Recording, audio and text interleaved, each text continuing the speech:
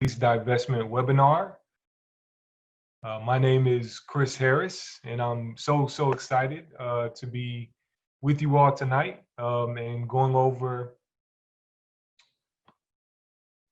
um, why we're talking about police divestment, why this movement has hit our nation and the city of Houston, and to talk to some amazing people doing really good work in Houston around issues of criminal justice and policing about it.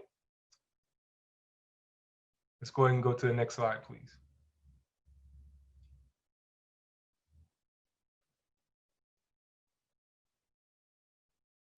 So again, my name is Chris Harris. I am the Director of Criminal Justice Programs at Texas Appleseed.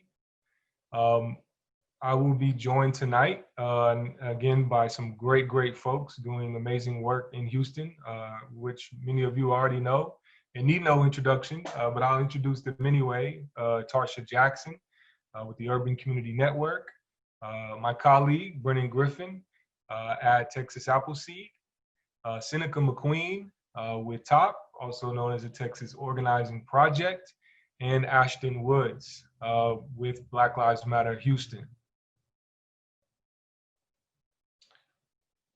We'll go to the next slide. Yeah, so our agenda for tonight, we're going to be talking about why divest from the Houston Police Department and why now, right? So we're in the middle of this moment of reckoning around policing, and for many that call has taken the form of a divest invest strategy.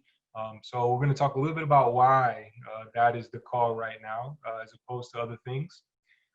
We're then going to talk about opportunities for divestment from policing, using some analysis that Brennan in particular and folks at Texas Appleseed have done of the Houston city budget.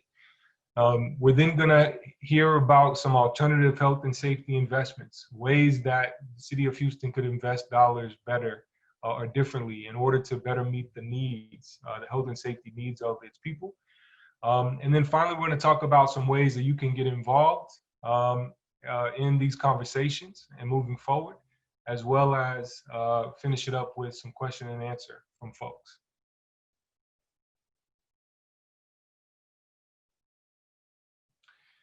And so we'll start this off with a little bit of a grounding, though I want to leave most of that to Tarsha. But what we're really talking about is rethinking not just what police are doing, but also the question of why we use police to paper over problems of economic exploitation and inequality. So Tarsha, would you like to further ground us tonight in this conversation? Yes, I would love to further ground us in this conversation. Yeah, so like right now in the wake of George Floyd and Breonna Taylor, there's a outcry for reform within our criminal justice system and within our police department. We want to reimagine public safety. And so how are we rediverting resources from the police department to community needs? And so as you said earlier, this conversation that we're having, and I'm excited about it, and I'm looking forward to going into some more detail, and what are the opportunities for divestment and from the police department. So we're going to turn it over to this panel. Okay, so I'm going to lead us off a little bit with some of the background. So part of the call for divestment is based in the knowledge that we are very much over-reliant on policing. Mm-hmm. And so what we've seen is that, in the last 30 plus years, crime has really fallen around the country as well as in Houston. We don't often think about that in our minds, and a lot of the media is very much trained to make us think differently. But the number of officers and the amount of money that we put into the police department continues to go up. What we see when we look at police departments around the country, especially in big cities, is that non-criminal calls not related to a crime in progress or crime at all, make up 1/3 or more of police calls for service in many, many cities. You can see a few cities studied here from a recent New York Times article on the right. What we also see are things that are technically crimes, like certain traffic incidents, and as well as things that aren't crimes related to just traffic accidents, make up 15+% of police responses in many cities, right? So we are having police officers who are primarily trained and equipped to use force to enforce the law, as our kind of traffic managers and road managers, and when we see people directing traffic who are police officers. And then what we also see is that the main thing that we think about when we're talking about police and policing, which is them swooping in to help with a violent crime, these sorts of incidents make up 1% or less of police calls in, again, most major cities. And if you look at this graphic on the right, this isn't looking at calls, this is actually looking at time. So how much time the police are reported to have spent on these different issues. And so for violent crime, what you see down at the bottom, those calls are making up, again, 1% or less of calls and about 4% of time across these different cities. So we are using police for a wide array of things, many of which they're ill-equipped to do, many of which lead to more harm, and they're not doing a lot of what we think that they should be doing, for those that believe that police are still part of this public safety equation. So let's keep going on to the next slide.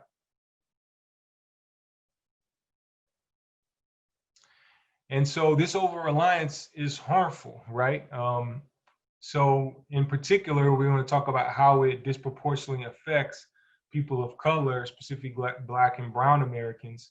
If we look at a recent study from the Prison Policy Initiative, police are twice as likely to use force against people of color.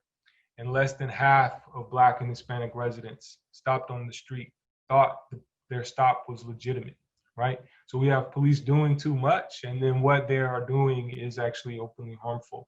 And Ashton Woods, I see you've joined us here. Please, can you shed some more light on this particular topic? Well, when you think about it, a great example of, and y'all might agree with me, is the South Lawn gang injunction. I mean, to just give a clear synopsis of that, me just walking in South Lawn area with this shirt on could be deemed gang affiliated. And it was unjustly forcing people out of their neighborhood. It was dangerous. And it was also a capture of how they create data, how we know that data is important, but how they can create crime areas by sending a certain amount of units to a certain intersection, and answering certain types of calls that don't necessarily exist to create a hot spot so that they have justification to do what they're doing. There are a number of reasons, but I mean, let's go to the next slide. So with that being said, we did beat the South Lawn gang injunction. Activists got together, other groups got together, but you know, this is a good reason to talk about divestment. So when we talk about why divestment, basically reform has been ineffective, and we know that. We can't just go and make a law or change a sentence in a city ordinance or a state law. We actually have to put the money where it belongs. So there are some examples that I like to talk about. Derek Sanderlin, a Black activist that led a workshop on implicit bias for the San Jose Police Department, was shot by a rubber bullet in early June.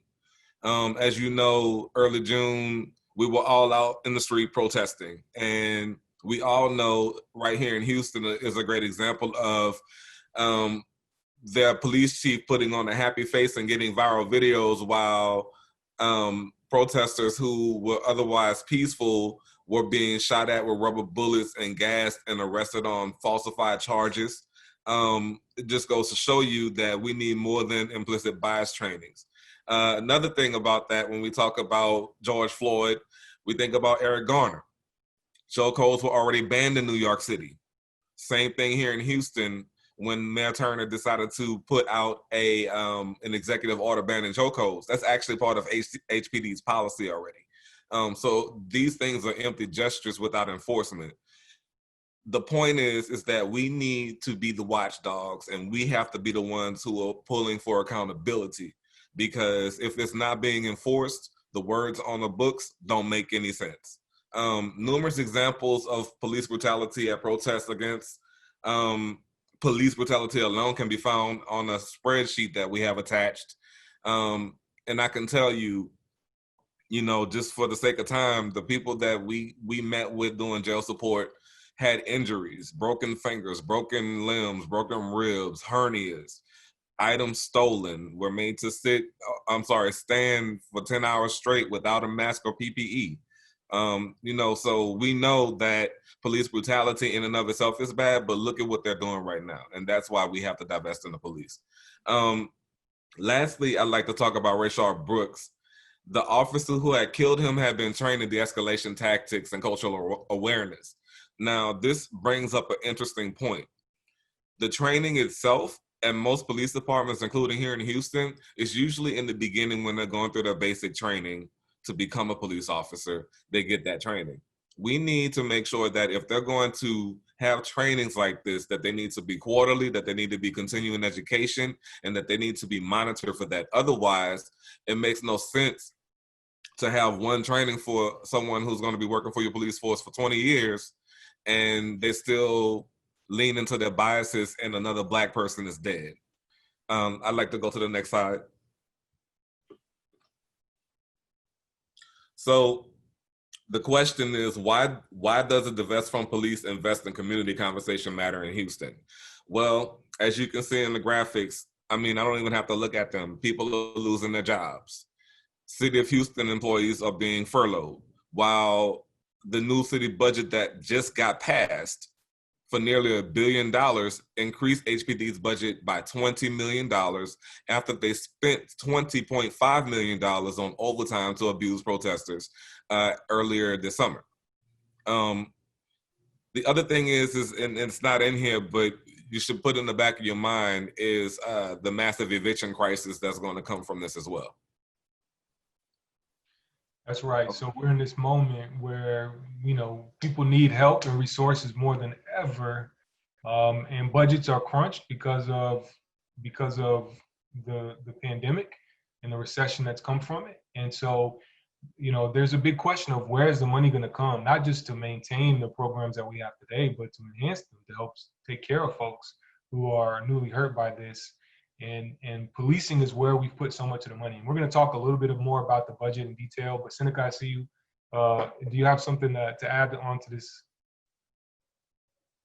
Yes. I think a lot of the things stems from the policies that are in place. We're talking about ingrained racism in these policies, and these officers are trained in a specific way, say that you must kill to resolve, rectify a situation in a different manner. So I think we need to target it. We need to really address these issues with these police contracts and this police union, because you ask, where's leadership? This continues for decades and centuries and centuries. So this blue line in politics that they have, get this misconception that people like the organizations, TOP, Appleseed, different organizations, that we fighting to deform the police, to just do away with the police. That's incorrect. That's misconception. We all, as people that understand that we have to have civil arrest, and that comes from police. However, we can't do nothing, especially from the Black and brown community. The police is more threatening than whatever the harm or the threat is in the community. And they are creating communities that are very harmful. And it has a ripple effect. You imagine your first encounter usually starts with the police. Then you go through the court system. Then you go to prison, if that may be the case. So it only gets worse. The cycle gets worse. It never changes. So this cycle hasn't changed in all these different periods of time. Then you have to look at those people who are agreeing to this situation, those people are putting these mechanisms in place for this to happen. And then you have to look at the aspect of mental illness. You know, I look at a lot of these killings and murders that I call them of Black people. And many people focus on the mental illness of the person being killed. No one is focusing on the mental illness of the officer. You see how callous and how arbitrary they commit these murders and then go on and go right back to the force. So it's almost like they have a license. They have a belief and understanding that this is all right. So they exercise that under the guise of the law. I think all this needs to change. We need to restructure the current situation. Unless you restructure, we've had many reforms, many subtle changes, but the situation has never changed. I think we need to redo the structure of the situation. Yes, Seneca, thank you for that. And you know, and we're really now at this, you know, as the slide says, this perfect storm where, you know, we've had this build up, you know, and we have these conflagrations that rise up, you know, on occasion, but because of the ongoing racism and issues in the police departments, you have all this, you know, over policing and the harms that have been inflicted on folks. You have this ability now to record and put online all the videos of it. And then, you know, you've had these recent really awful killings. You know, these are just a few: Breonna Taylor, George Floyd, Ahmaud Arbery, by police or ex-police. And then throw on top the global pandemic, again, the economic situation so many folks find themselves in, out of work, people in food lines, people housing insecure. And so we're seeing, right, this new call for change. And so now we're going to talk about, you know, as it relates to the money side and moving money out of the police department, you know, what that looks like as a part of the city budget. So Ashton, Brennan, if you want to come in now and talk us through a little bit about what the police department makes up as it relates to the city budget, and just give us an overview of the city budget and how that looks. So as you can see on the slide, the Houston Police Department is the largest budgeted amount for the city's budget for 2021. That's 37% of our budget. HPD is about to get $930 million. That's almost $1 billion out of a total city budget of $2.5 billion. So here's some things that we need to talk about. The biggest thing is we're in the middle of a pandemic. And in terms and in relation to this, you got first responders like firefighters who are now being furloughed, fire departments that are possibly being shut down. So why wouldn't the money go towards the most essential workers that actually provide public safety? Number one. Number two, that money could be invested into neighborhoods.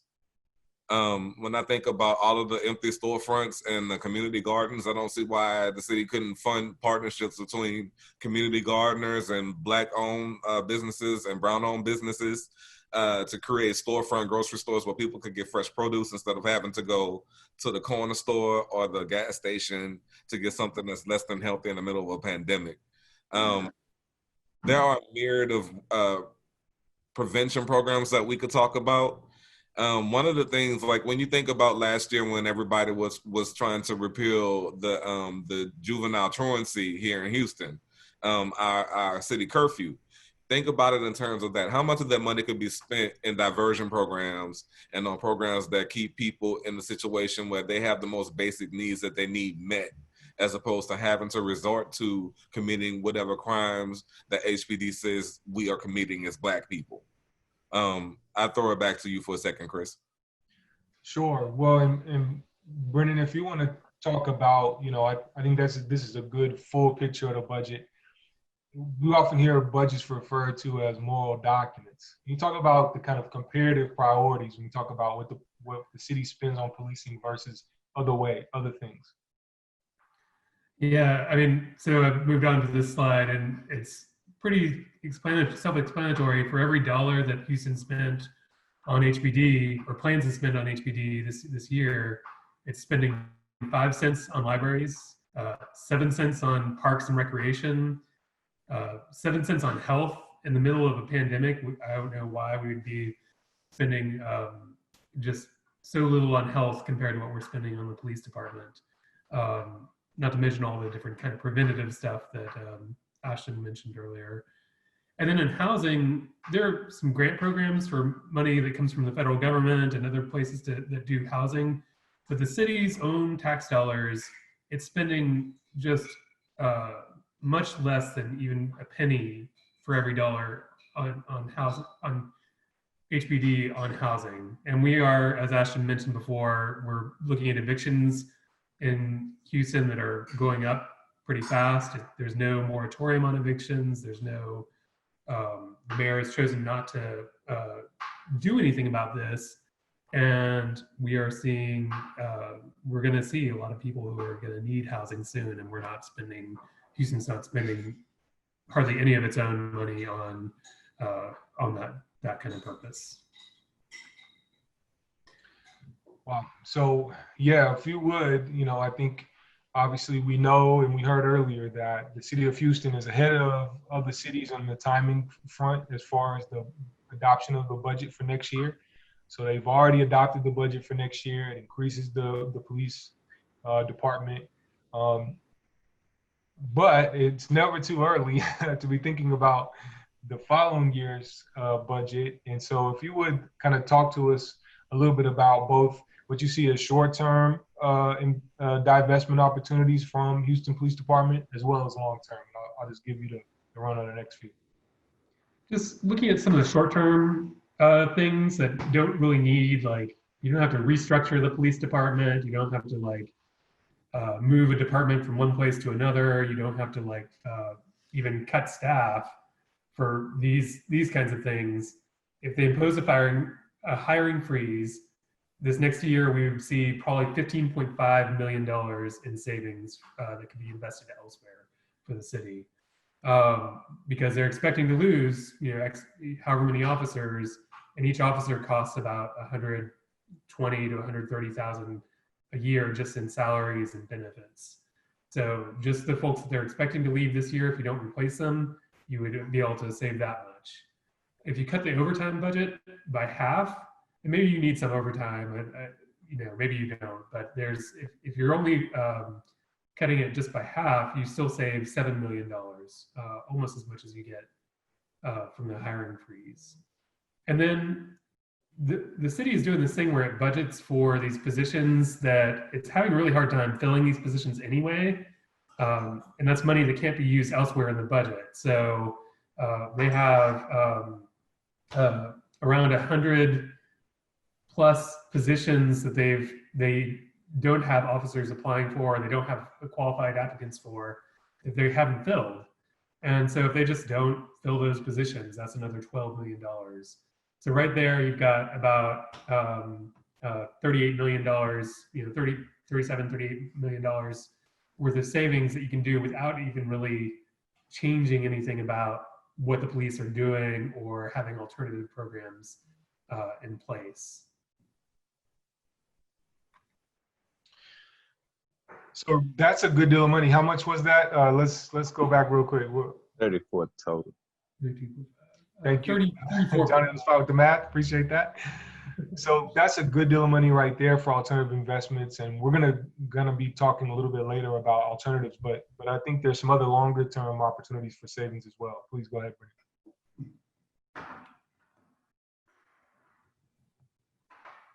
So one of the long-term budget divestment items that we should really be talking about is the narcotics division, and then just dismantling the narcotics division. Right now, there's $9 million in the budget for $29 million in the narcotics division. And for people who haven't been following, this is the division where Gerald Goins, who made up a confidential informant and then conducted a SWAT raid that ended in death. He had been in this department for years. They found that as a result of that, they decided to do an audit of the department. and they looked at the paperwork, and they found that a third of the paperwork didn't have the right kinds of supervisory input on just even giving out money to confidential informants. There just were no checks and balances in this department. Several officers have now been indicted in this department for inflating the amount of overtime that they're claiming, and just basically stealing money from the Houston taxpayers by inflating the number of hours on overtime.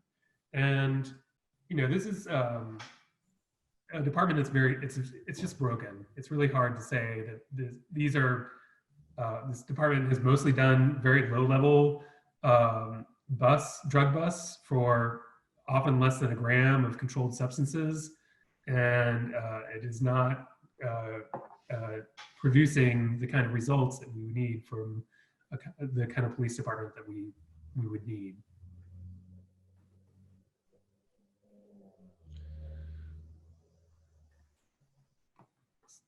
Another long-term budget divestment could be the Internal Affairs Department. Right now we have HPD investigating HPD, and there's some obvious conflicts of interest there. Just making the Internal Affairs Department its own standalone, or putting it under a different part of the city government, so they're not reporting to the police chief, could move $9 million away from HPD.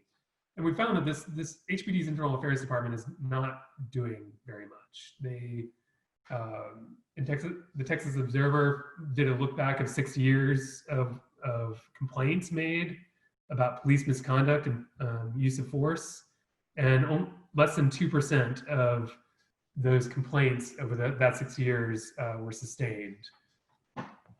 And even the complaints that were made by other officers saying this officer used too much force in this situation, only 11 out of those 118 complaints that were referred by other officers resulted in action. And then just looking at more recently, the Texas Observer article was from 2013. Just in the last 3 years, only 36 officers have been disciplined for use of force issues.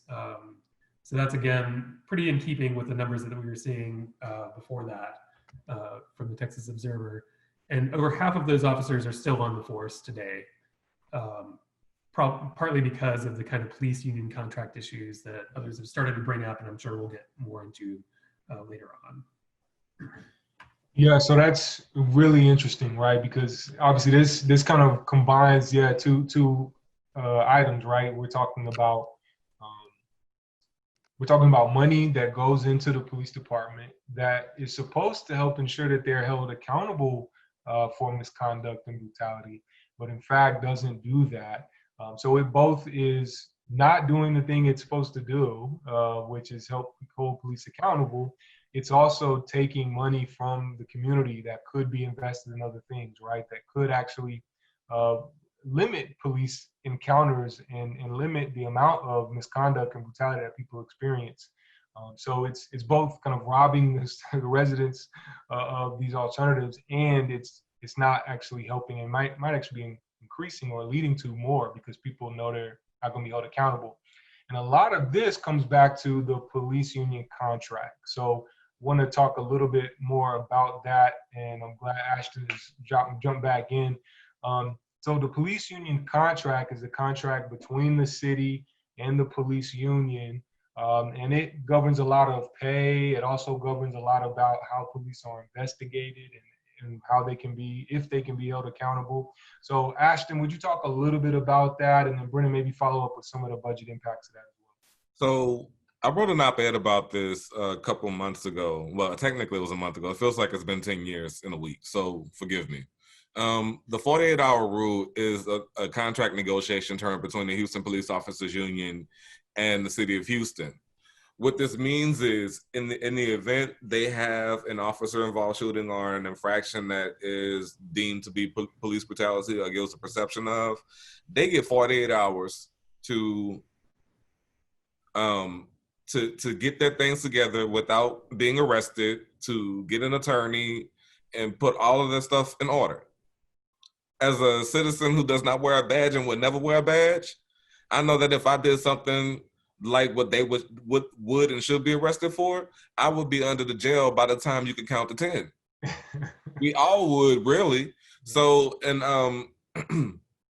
the other thing that I see missing is the tribunal rule. So there's this other clause that stuck out, and I had to get with an attorney and everything to verify it. But the Houston Police Officers Union negotiations with the city of Houston have forever and always been redacted or closed because they do a meet and confer agreement. Because of this, Houston Police Department's general orders or their rules and regulations are also redacted. We're one of 5 in the entire country that has a police department where their rules and regulations are secret, and that's because of the Houston Police Officers Union contract negotiations. For the most part, they basically set all the terms, and the mayor just signs off on it. And because of that, you hear a lot of people talking about community advisory boards without the recognition that the state regulates. Even though the mayor or the municipality gets to appoint people to those boards, the state regulates what those boards can and cannot do. We have been asking for subpoena power and investigatory power and disciplinary power to take disciplinary action in general for community advisory boards, but we can't do that. So what people don't realize is this part of the negotiation states that if an officer has an issue where they committed a crime or murdered someone, Houston Police Officers Union gets to create a board with HPD, 50-50 split, and they actually decide what happens to the police officer. That's the current standard until the current negotiation contracts that comes out soon. They're still working on it. Comes out for 2021, but that's what it is. And so until we can actually get rid of those two things, the union contract and civil service laws would basically be up in flux because they can do anything they want and there are loopholes in the state law. The state is an at-will state, so it's not a union state, but it has special leeway for police officers unions, especially the one here. Let me throw it to Chris if you want to touch on anything that I might have left out. Well, yeah, I think it's it's the police union contract's a really interesting part of the divestment conversation as well, because not only does it, like you point out, protect officers, right, and prevent them from being disciplined. What's also inside the contract is a lot of the money, right? So right, that's what I meant. Yeah, that's what budgets. Yeah. So that's the thing. Like we talked about Gerald Goins. He has 5 attorneys. Those 5 attorneys are being paid for by City of Houston tax dollars because that is also in the contract. So we actually, when we're talking about divesting, I didn't mean to cut you off, but that's what I was forgetting. That's what we have to address right away to get divestment going. Yeah, and so we're going to talk a little bit more about how to get involved, but this is actually something that's going on right now.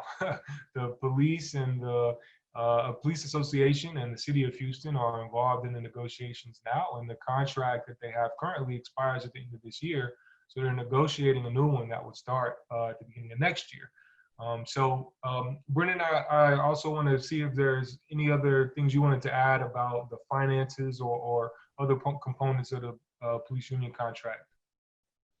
So, I mean, you've covered the main things. I think the only other thing I'd add is that right now, if the police union contract, if the mayor's office or the city council and the union don't come to an agreement and they don't terminate the contract, which is they could do, the current contract just keeps on going as long as there's no other agreement in place.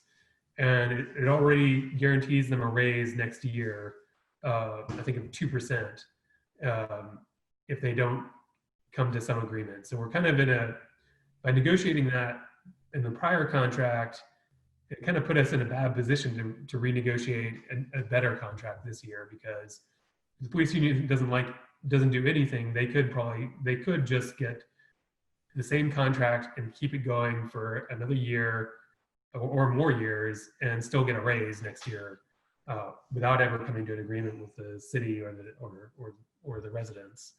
So this is puts a lot of unfairness into the process. So even before next year's budget conversation, there is this opportunity as it relates to the police union contract, both to affect the overall long-term investment in policing, uh, as well as to directly affect how officers are investigated, how discipline gets meted out to officers who commit misconduct or brutality. So this is an important piece for sure. But you also had some other long-term potential divestment items to walk us through. I'll go through these a little bit more quickly, but we have right now the city of Houston has a mounted patrol unit and several militarized vehicles, and these are the kind of like mine-resistant armored personnel carriers that you've seen in a lot of the demonstrations and out there, and they just don't have a place in modern, urban policing. These are weapons designed for war, not for the kinds of things that police in Houston are going to be seeing. And the mounted patrol is a little different. Mounted patrol is primarily used in crowd control in many cases. And we can see here, the mayor has had to apologize already to someone who, in a protest, who was knocked over by the mounted officer.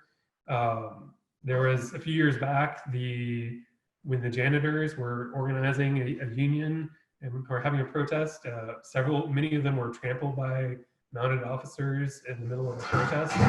So these have been used to punish people, and it's pretty unclear whether even experts don't really see much of a role for mounted police in today's environment, where you can get places on foot patrol, bike patrol, cars. The mounted officer doesn't really need very much.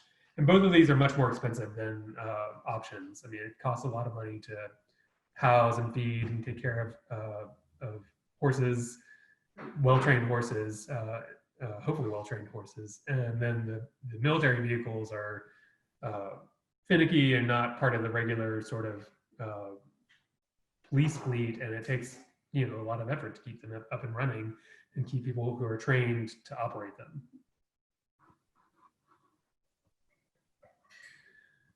Another big opportunity that we have that will long-term result in needing fewer police officers is implementing what we call a cite and release policy.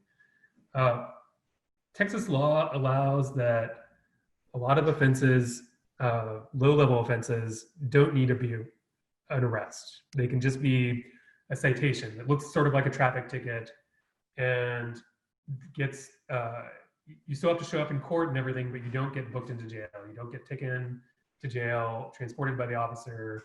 You don't have to go through all the paperwork. You don't spend hours, or in some cases days, in jail trying to make bail or trying to get a personal bond. If you get a citation instead of an arrest for these offenses. And we took a look back at the last 6 years, from 2014 to 2020, of arrests, and almost 10%, 9% of all arrests were these kind of cite and release eligible offenses. We've seen cities like San Antonio, Austin, and San Marcos implement cite and release policies, and seen really dramatic drops in the number of arrests being made for these sorts of things. So you can almost get rid of 1 in 10 arrests just by implementing cite and release. Another 15% of all arrests were made for warrants for Class C misdemeanors. And this is what you get: a warrant for a Class C misdemeanor if you don't show up to court, or if you can't afford to, or don't pay your fine. So, and this was almost 15% of all arrests for things that otherwise you can't go to jail for. This is like traffic tickets. It's misdemeanor assault. It's these are things that are really minor offenses that don't require any jail time, and yet result in 15% of all of arrests. And so, if you combine those two, we could eliminate almost a quarter of arrests that HPD is making right now without any impact on public safety. And that saves officers a lot of time, saves the city a lot of time and money, saves the jail time and money for booking people. And it's a really good opportunity to eventually reduce the number of police needed, because we just don't need that many people out there making arrests for really low level stuff. Wow, that is pretty startling to see that we could, Houston could actually reduce its arrest by a quarter just by looking at the lowest level offenses, where either you wouldn't get a jail time even if you were found guilty, or they have every right to just give a citation instead. And this really speaks to the sort of over policing and over aggressive policing that has come from our continued long-term use of police as our answer to all things, and also really the opportunity that exists in front of us now to drastically reduce how much money goes to the police department and instead invest it in other things. And so with that, I want to let's change the conversation a little bit and start talking more about what are some of those other things that could be invested in that would help protect health and safety as much or more as the spending on police, who are a quarter of their arrests are for low-level minor things. So want to bring back Seneca and talk a little bit about one big area, which is emergency responders who are not police for mental health and substance use calls. So Seneca, can you join us back here? Yes, I'm here.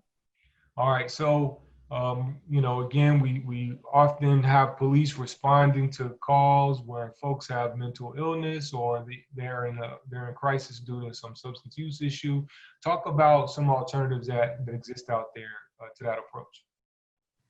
Well, doing my research, I've come across several organizations and several programs that are viable in the community. One is the Hoops program, that's in Eugene, Oregon.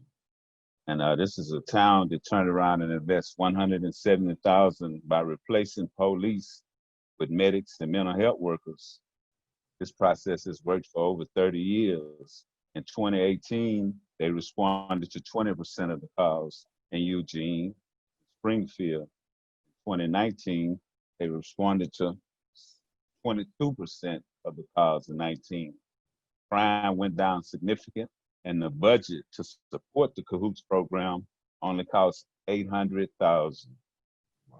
In comparison, the budget for the police department that they eliminated with this program, that part of the department, costed $58 million. So you're talking about a difference of $57 million that can go toward alternative programs. We should redirect the billions that are now going to police departments towards providing health care, housing, education, and good jobs. We should reinvest in the community. Communities are the ones that suffer. And these allocators of funds that are being distributed to the police department is a waste. You go back to the corruption with the narcotics division. That's millions and millions of dollars that can be distributed to the community. Then you look at the long-term effect. If the community is being taken care of, the mental issues are being addressed, if the poverty issues are being addressed, then you would have less crime. That would make common sense. People would not have to go out and do the things that they do. They would not have to suffer at the degree that they suffer.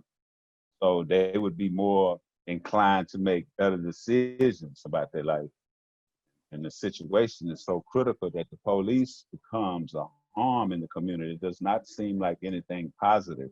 So as a Black person or a Black woman, you go out into the community and you see the police, that's automatically fear. So that fear transits in the long term to the ability to want to resist. So this is the problem that we're looking at. People on one side of the community don't trust the police, and then the other side of the community, now the police is beginning to become fearful because of that, what you have done. And that's a repercussion, what I call Murphy Law. So police must get on the right appropriate train, making corrections and change, because the end results, what we seeing is going to happen, haven't got there yet. It's no good for the community or the police department. Yeah. And I would turn it over to that.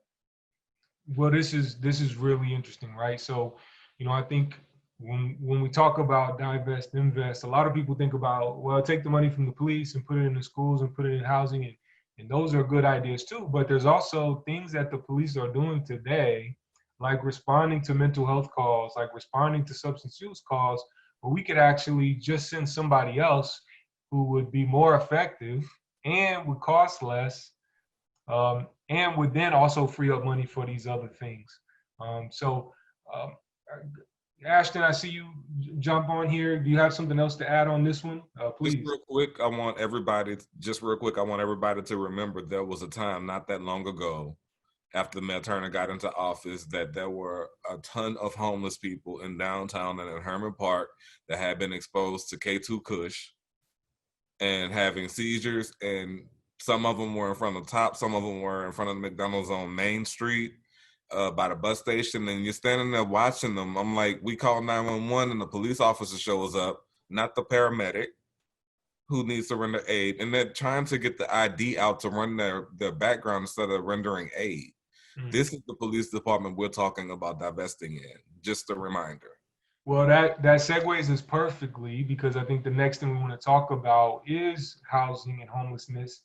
And I want to tie these two together as well, because in both of these cases, right, people in mental health or substance use crisis, people that are experiencing homelessness, not only is there a better response, but in fact, these are two populations that have an inordinately bad experiences with police, right? Where we see violence resorted to more often. So it's really quite crucial that we start responding to some of these issues in different ways. Was somebody going to join me on to talk about services for housing and for homeless? Oh, Ashton, you're back. Great. Tarsha, you want to hop in on this one too?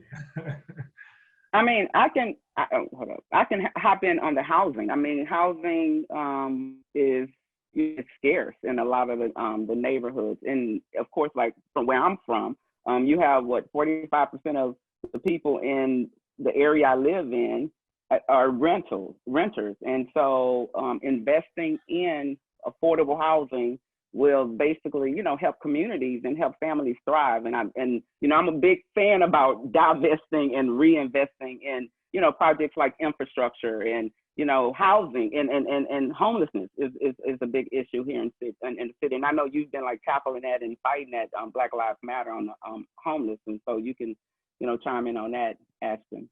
So, Seneca, you want to go ahead before I go? I just wanted to reassert and concur with what you just said, Aston, in regard to, I live right down the street from where those homeless people are. So they've only been relocated, and it's so sad because you see so many people of color.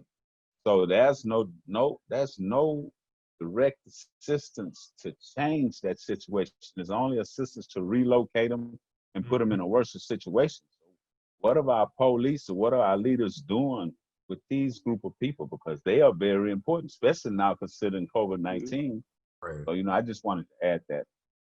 Right. Well, all of that, right? Plus the idea that we are again about to be on the verge of a major eviction crisis where a mayor does not want to institute a moratorium, let alone do like what New Orleans or Austin did, where you pull all these motels and you sterilize the rooms and you house the homeless people and get them off the street and feed them and connect them to services. This is stuff that we should have been doing anyway in general, right? But a lot of people are about to lose their homes, and we're thinking about homelessness and criminalization. Let's connect the dots. It is illegal to feed more than 15 people in the city of Houston without a permit. So what does that mean? If you don't know how to get a permit, if you can't afford to pay for a permit, and you're just a good Samaritan who wants to feed 150 homeless people by the library, perhaps, you are breaking the law. if you are a homeless person and you want to and have an encampment, you are breaking the law. This is what the mayor did and expanded, and our current and past city council members have done. So in reality, when we're creating a new situation, a new population of homeless people who most likely are on the spectrum of mental and physical disabilities, who are dealing with autoimmune issues, we're talking about a healthcare crisis on top of all of it, right? In the middle of a pandemic. So I think people need to pay attention to that. Like when someone's saying, hey, I need help with my rent, or I got the money, and the landlord doesn't want to take the money, because people forget we can't just rely on the federal government and the state, because a lot of landlords or people who are renting from private renters who are not a part of the Houston Apartment Association, who gets a lot of say in what's been going on with the commission that Mayor Turner appointed and then rejected their recommendation to push for a moratorium. Right? And so we need to be thinking about protecting those people to make sure that they stay in their homes and then they're not instantly criminalized for being on the street and sleeping in their car, if they get to keep that. Yeah, that's really powerful, y'all. So I want to also just open up the floor a little bit here to our panelists and talk about what are some of the other things, right? We see alternative ways that we can respond to issues of homelessness, issues of mental health, and substance use crisis. And these would actually help replace what police are doing now and hopefully do it better and with better outcomes and more cheap.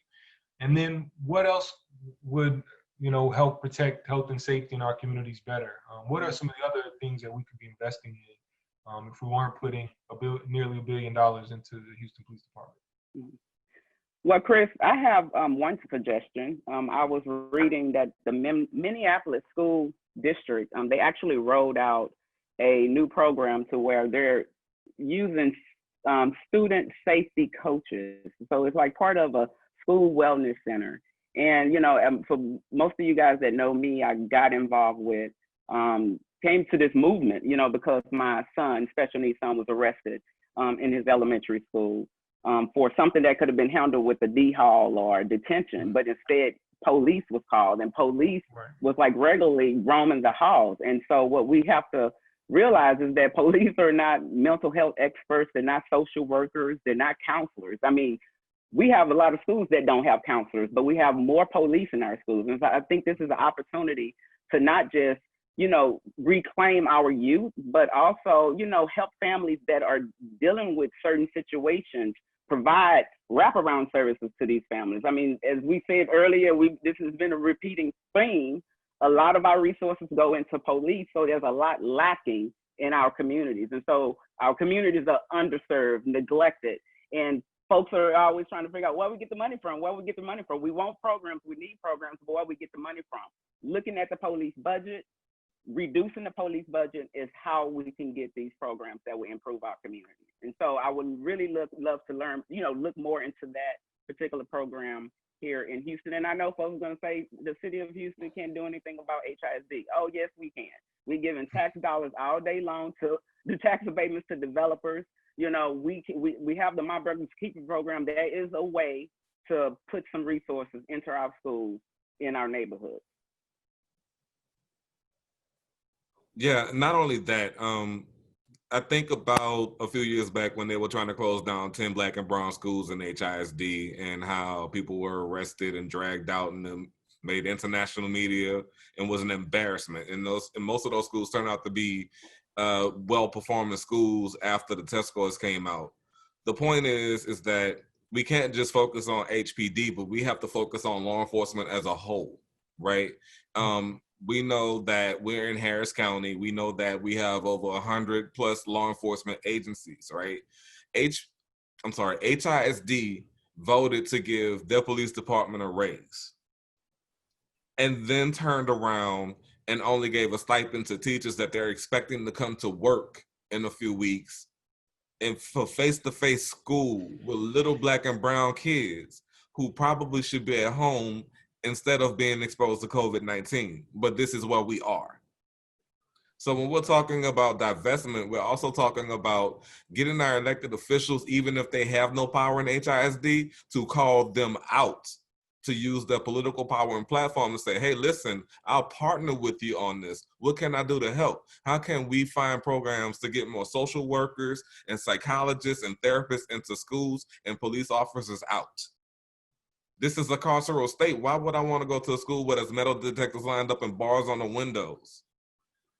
You know, and then think about the juvenile justice system that we never talk about and how that needs to be completely overhauled and reformed, with kids trapped in CPS and being abused by the court system at the same time.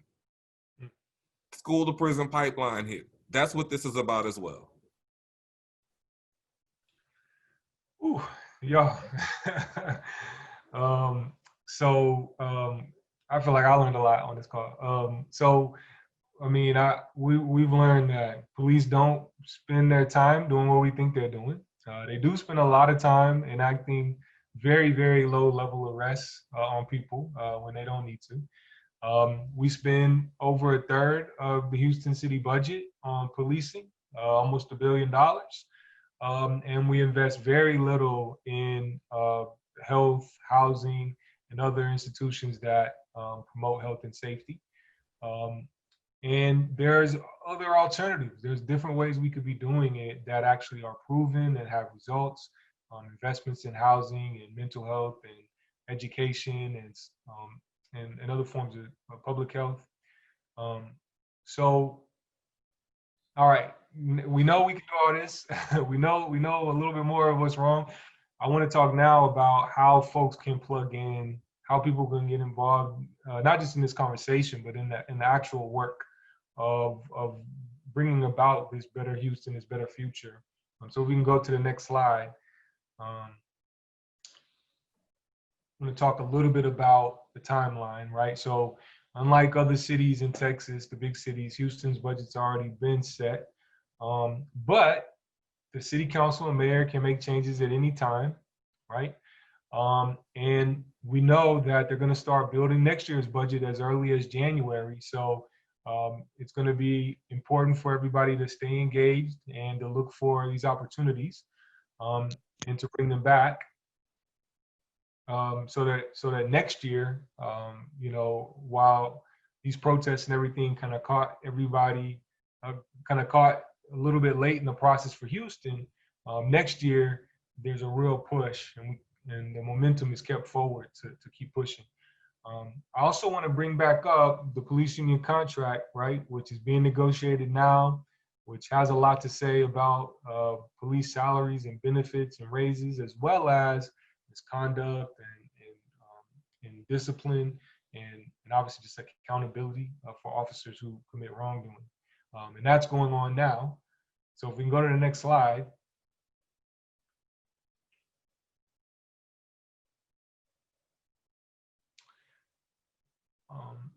Here's some organizations and some groups that are involved in this work.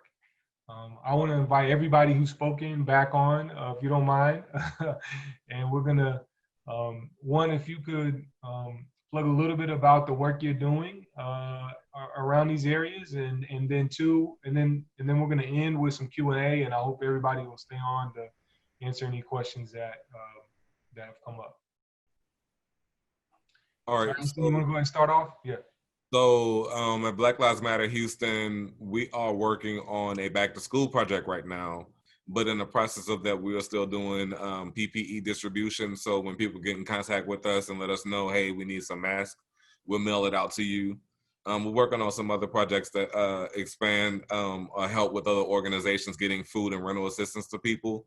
And this is how you can get involved. If you're already part of an organization, or if you want to volunteer with Black Lives Matter Houston, look at what the needs are and how you can. For example, if you might not have the time to do something, but you have a boatload of contacts that can help one of our organizations get to school supplies in a timely fashion, because I don't think people realize that there are children who are going to be learning from home, and then there are going to be children who are going to be learning in school.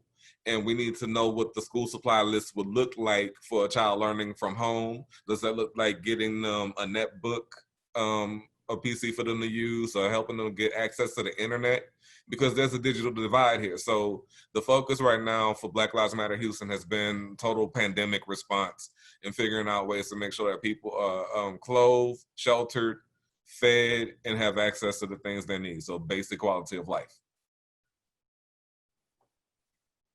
Great. Brennan, Seneca, Tasha, please. We don't bite y'all, come on. Yes.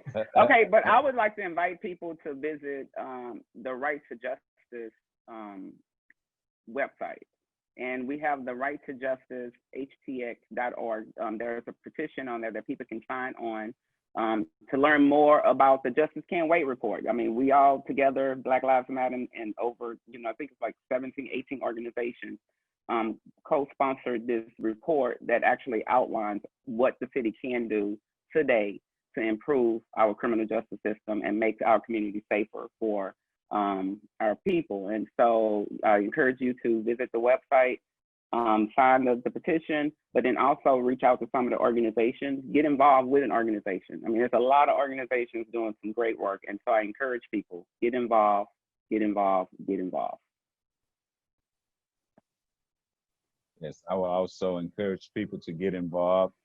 We basically we doing a numerous of things for the community. As everybody knows, this election is coming up is very big, so we're trying to have all hands on deck. Getting still, we doing a lot of things, and I'm working like justice. And we basically now beginning to attack social media, not necessarily attack, but utilize social media as our outlet. See, that's a mechanism we can reach many people. So we starting campaigns. We're doing training for our ability to reach people and to try to get people to come over and join the organization, to let people understand the issues and give them an opportunity to make a appropriate decision about whether they want to be a part of or how they can be a part of, what particular avenue that they can use to be a part of it. A lot of people don't have to be on the front lines to we all know to get done what we need to be done, but some people do. Some people can work behind the scenes, so we're trying to get those people, because there are a lot of people feel a certain way. They don't really want to take that initiative to act. So it's upon us as leaders to try to, bring that process along. That's what we're doing this time. I'd just mention one other thing is that we, the Right to Justice Coalition and other groups that have signed on to the Justice Can't Wait report that people talked about, we've been having folks sign up to speak at City Council, which sounds kind of scary, but it's actually very simple. It's all online these days. So if you're able to watch this on Facebook Live, you should be able to sign up for City Council and speak on these kinds of issues. And we need someone, they meet to hear public testimony every Tuesday at 1 p.m. And you'd have to sign up by that morning to speak. And it's basically, we're trying to have someone talking about the police union contract, police divestment, all these kinds of issues every Tuesday, so that they know that people are paying attention and are wanting change and are taking action.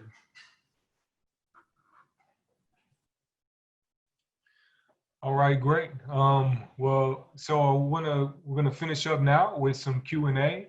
So we've gotten a few questions through the Facebook Live. I would encourage folks that have any to continue to pose those through Facebook, as well as if you're on this webinar, to directly in the Q&A here. So one question we got was, what do we want with unwanted military equipment? Sell it? So I think this is a reference, Brennan, to the slides you had about militarization of policing. Can you talk a little bit more about that equipment? Oh, I mean, I think we'd ask them to decommission it, and I think that because I don't think it's mostly surplus military gear that the military doesn't need or doesn't want anymore. And decommissioning just means, break it down for parts, send it to the dump, whatever parts you can't use, and get rid of it, because we don't really want other police departments to buy this stuff and start using it.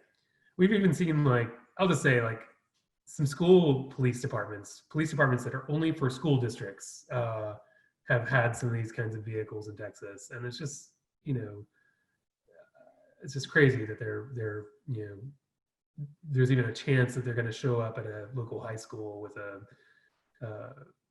basically a tank or tank-like vehicle to do their school policing. So we do not need these to go into other police departments. We just need them decommissioned and taken out of service, so we don't have to pay for maintaining and training on them anymore. Well, also to add to that, I think that also the other holistic, like his is basically Brendan pointed out everything that needed to be pointed out. But what I would add to that is, to make it more holistic, is that we got to make sure that just like we're going to our city council meetings, we're talking to the Harris County Commissioners Court, our state legislators, and our congresspersons and our senators, right? Because a lot of the militarization that our police department came under the Obama administration through the reauthorization of the Patriot Act and whatever amendments that they put in through. So this is a freedom of speech issue, of course, right? But it's a bigger than that. Is this constitutional? Is this in violation of our rights in totality? Because why would you need to deploy tear gas that is not even legal for use over in the on American soil, right? And so I think people need to think about how we should be looking at every level aggressively, where we have people working on every level of government saying, hey, we could chip at it here, we can chip away at it here, and we can chip away at it there. But the reality is, until we change the policies and the rules, we can make them get rid of that all they want, but they have a requirement to take some of that because that's how they get their funding, whether people realize it or not.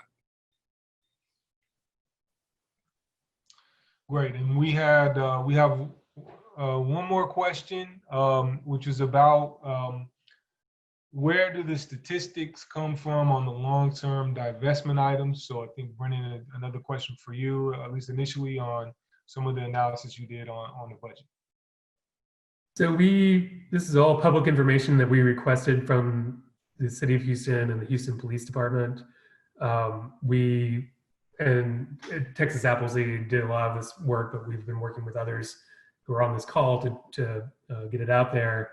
And so most of the dollar figures come from those budget numbers that we got directly from the police department. In terms of stuff like the site and release report, the stuff where we were talking about how many arrests are being made on these low-level stuff, again, we got all the data from the Houston Police Department, and then we just crunched the numbers on which of these offenses did not have to be arrested on, and got those percentages that way. So.